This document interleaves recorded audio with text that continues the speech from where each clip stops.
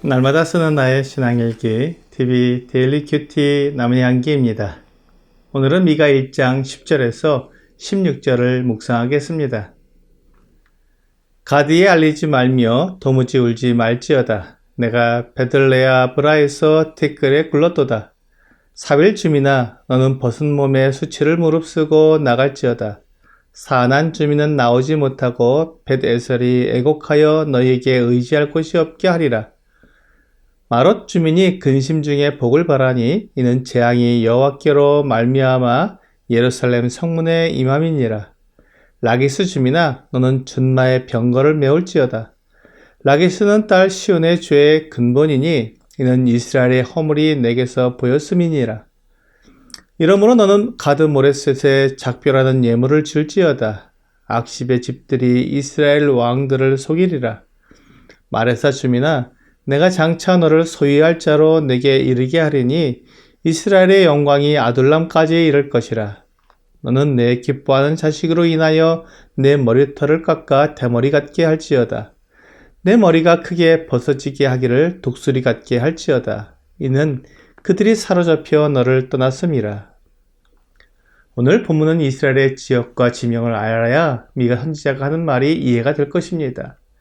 우리가 성경을 읽을 때 늘 걸림돌이 되는 것이 지리적인 차이와 언어적인 차이, 그리고 역사적인 차이, 문화적인 차이 등입니다.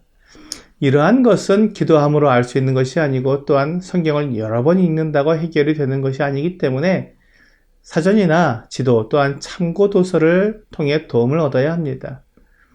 미가서의 일차적인 대상이 유다 백성들과 이스라엘 백성들이었기 때문에 그들이 이 내용을 읽었을 때 그의 의미를 얼마든지 알 수 있었을 것입니다. 그러나 지금 우리는 이스라엘의 지리적인 특성과 그 이름의 의미를 잘 알지 못하기 때문에 미가가 하는 말의 의미를 파악하려면 사전과 기타 다른 책들의 도움을 받아야 합니다. 오늘 본문에는 이스라엘 서쪽 해안가 구릉지대에 10개의 성읍 이름이 나옵니다.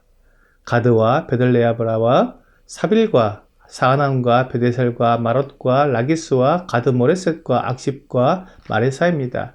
이 10개의 성읍들이 안전하고 평안한 것 같지만 곧 예루살렘 성처럼 침략과 누락을 당하게 될 것이라고 미가가 외치고 있는 것입니다. 이 성읍들이 있는 구릉지대를 쉐펠라라고 부릅니다. 이곳은 서쪽 지중해 해안가와 유다 산지의 중간 지역이기 때문에 군사 지리적 요충지로서 늘 전쟁이 있던 곳입니다. 미가 선지자는 이 10개의 쉐팔라 성읍들의 이름을 이용해서 그들이 하나님의 심판을 받아 망하게 될 것을 백성들에게 확실히 각인시켜주고 있습니다. 가드에 알리지 말라는 말은 다윗이 한 말이었습니다. 사무엘하 1장 20절은 이 일을 가드에도 알리지 말며 아스글론 거리에도 전파하지 말지어다. 블레셋 사람들의 딸들이 즐거워할까? 할례받지 못한 자들의 딸들이 개가를 부를까 염려다 라고 말씀하고 있습니다. 다윗이 사울의 죽음을 가드에 알리지 말라고 말한 것처럼 미가 선지자는 아수르가 유다를 공격할 것을 알리지 말라고 말한 것입니다. 가드가 평안히 있다가 아수르의 공격을 당해 멸망하게 될 것이기 때문입니다. 베들레아브라는 먼지의 집이라는 뜻입니다. 이스라엘 백성들은 슬픈 일이나 큰 어려움을 겪으면 제 위에 굴렀습니다. 그러므로 미가 선지자가 베들레아브라의 이름을 이용하여 큰 슬픔이 임할 것을 말한 것입니다. 사빌은 아름다운 또는 즐거운이라는 뜻을 가지고 있는데 오히려 벌거벗고 수치스러운 도치가 될 것입니다. 사하나는 나오게 된다는 뜻인데 오히려 전쟁으로 인하여 성벽 밖으로 나오지 못하게 되는 고난을 당하게 될 것입니다.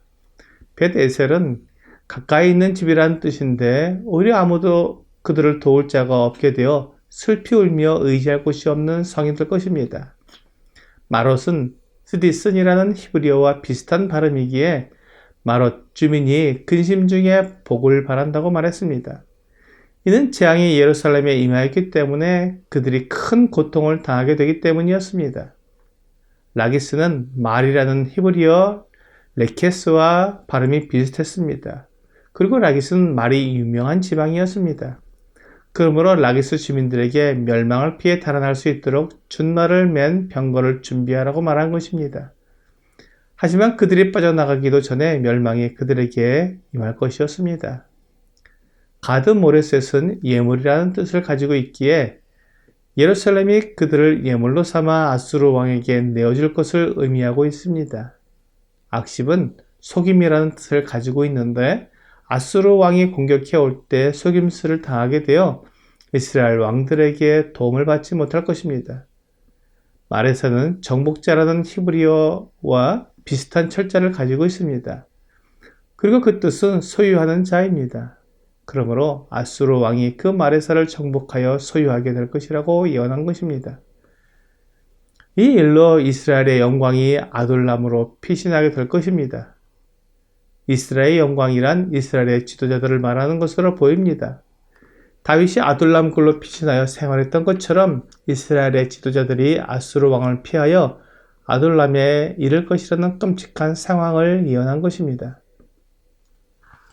결국 유다의 보물 같았던 이 쉐펠라 지역이 아수르 왕의 손에 넘어가 모든 것을 빼앗기며 그 아이들까지 포로로 끌려가는 모습을 미가 선지자가 예언하고 있습니다. 아이들이 포로로 끌려감으로 너무 슬퍼서 머리를 깎아 대머리 같게 하는데 이는 아주 큰 슬픔을 나타내는 모습입니다. 미가 선지자는 유다 백성들에게 임할 이 심판과 재앙을 이렇게 자세히 말함으로써 그들에게 경고를 하고 있습니다. 그들이 다른 사람의 일처럼 강 건너 불경하는 마음으로 대하지 말라는 것입니다. 하나님의 심판은 범죄한 유다 백성들에게 이렇게 확실하고 무섭게 임하게 될 것이니 자기를 돌아보고 하나님의 얼굴을 향해 기도하게 한 것입니다. 하나님께서 심판을 말씀하실 때는 언제나 회개를 요구하시는 것입니다. 그리고 회개할 기회를 주시는 것입니다. 자신을 돌아보며 회개하게 될 때 하나님께서 그들과 함께 하실 것입니다. 누가복음 13장 3절과 4절은 또 실로암에서 망대가 무너져 치어 죽은 18사람이 예루살렘에 거한 다른 모든 사람보다 더 죄가 더 있는 줄 아느냐? 너희에게 이르노니 아니라 너희도 만일 회개하지 아니하면 다 이와 같이 망하리라 라고 말씀하시면서 다른 사람의 심판과 멸망을 통해 내가 회개할 것을 말씀하셨습니다. 오늘의 적용 질문을 보겠습니다. 하나님께서 이스라엘 백성들의 각 성읍의 심판을 자세히 말씀하신 이유는 무엇입니까? 하나님은 사람들이 회개하지 않고 멸망하는 것을 원하지 않습니다. 하나님은 모든 사람이 자신의 죄를 회개하고 돌이켜 고침을 받기 원하십니다. 오늘 내 주위 사람들이 실패하거나 또는 고통과 어려움을 겪는 소식을 들을 때 하나님 앞에서 나를 돌아보고 하나님께 나아가는 여러분과 제가 되기를 주 예수님의 이름으로 기도합니다.